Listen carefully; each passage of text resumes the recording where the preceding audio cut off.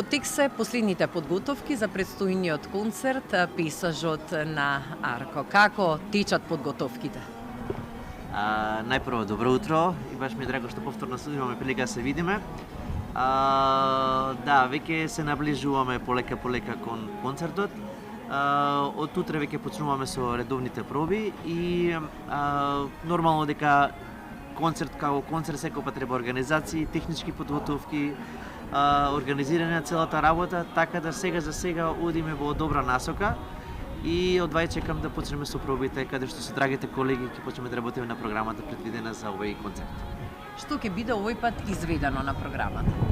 Да, овој пат се одлучив со годачиот камерен оркестар Арко да одиме со еден класичен репертоар, бидејќи Арко е специфичен по тоа што секој пат е препознатлив по различна тематика на своите концерти, така да овој пат неизбежниот Вивалди, неповторливиот Вивалди или современиот во секој време што велам, јас го милувам да го кажам така. Вивалди ќе го изведеме, Мишел Корет, еден француски композитор, барокна композиција, тоа е едно комично концерто. Тука е концертот за мандолина и за оркестар од чешкиот композитор Хумел. Покрај тоа тука ни е препознатливиот Хачатурјан. Се разбира дека останатиот дел од програмата ќе оставиме за публиката која ќе одлучи да дојде.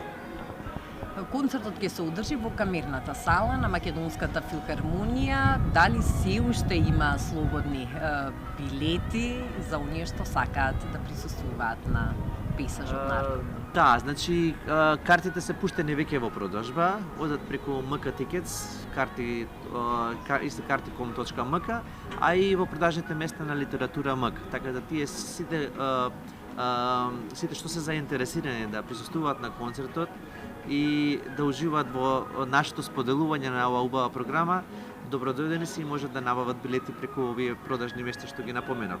Сакам да назначам дека овој концерт е специфичен по тоа што ќе имам тројца солисти, од кои 3 дами, 3 грации, да речам. Тоа е Жана Актурк на мандолина, ни доаѓа од Турција, Сихана Бадувико на виолина и Мерсиха Шухри на карфа. Така да мислам дека ќе биде многу специфична таа спојка на овие 3 инструменти што ќе ги имаме за овој концерт, па се надевам дека публиката ќе ужива пред се во програмата и во нивната појава. Пред 2 години прославивте значаен јубилеј. Колку членови во моментов брои оркестарот и како според вас се развива истиот?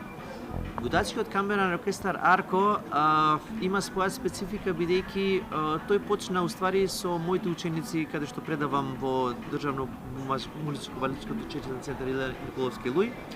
И Арко почна со моите ученици, да кажам. Почнавме аматерски, но како одеше времето со моето созревање, со веројатно изборот на делата и потребата за нови дела, веќе и посериозни, почна да свират и мои драги колеги кои работат во опера и филхармонија. Сега, зависно од тематиката, секој пат таа бројка е различна. Така да, еве конкретно, например, пред 2 години јубилејниот концерт беше огромен оркестар. Сега, да кажеме, еден камерен состав, каде што самата програма го диктира тоа, дека нема потреба од толку голем состав. Така да, бројката варира во зависност од тематиката на концертот. А дали низ годините варира интересот на младите да членуваат во оркестарот и да ги негуваат звуците на годачките инструменти? Што пред малку реков, спецификата на Арко е двослојна или двосмерна или двонаменска, како да кажам, бидејќи јас го имам и аматерскиот момент во Арко, каде што им се дава можност на сите оние што изучувале инструмент виолина, а не се определуваат професионално да се занимаваат со таа професија, да едноставно членуваат во оркестерот, а тука се и моите драги професионални колеги. Сега тоа аматерскиот момент е променлив бидејќи веќе самите членови кога растат и кога веќе фаќаат свој пат во животот, апсолутно изаменуваат, бидејќи некој студира во странство, некој формира семејство, така да тоа е милнив момент на тој аматерски состав. Додека професионалот е константен, и пак велам, затоа зависни времето покажува кога што ќе се проследува и кога ќе се употреби во самите концерти. мандолинското музицирање како една реткост во денешно време е нешто што го негуваше грижливо вашиот татко маестро Рамадан Шукри, а го продолжувате еве и вие. Каква иднина му предвидувате и што она што треба да направиме за да има убава перспектива? Да, ова е, ќе речам, интересно прашање, не да кажам болно прашање, а интересно, бидејќи мандолината за жал замира во Македонија и остана многу малку училишта што ја негуваат мандолината како дели активност. Јас се обидувам и се трудам да ја продолжам таа традиција, посебно татко ми што ја оставил, бидејќи ја пораснав во тој оркестар свирејќи гитара.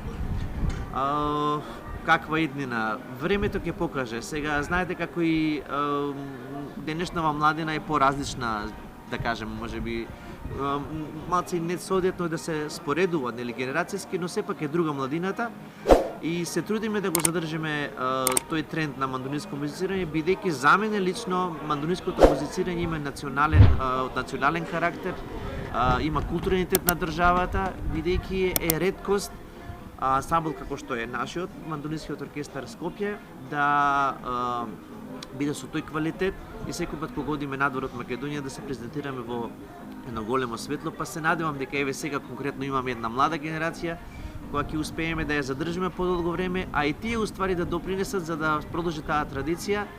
И еве, можеби сега, иако сме се гледаме заради најавата на престојниот концерт на 23 септември, наредната недела, наскоро ќе ни следи во ноември годишниот концерт, традиционалниот годишен концерт.